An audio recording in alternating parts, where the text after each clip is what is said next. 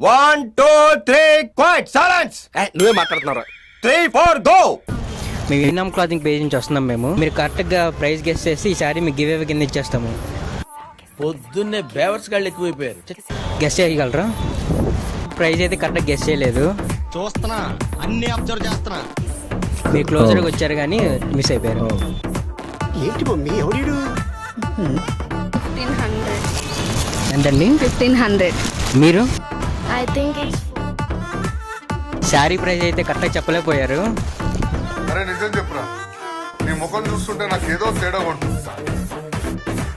Okay, నేను 1000 అట్లా ఉంటాను. విన్నర్ వచ్చేసి ఈమె. మీ పేరండి?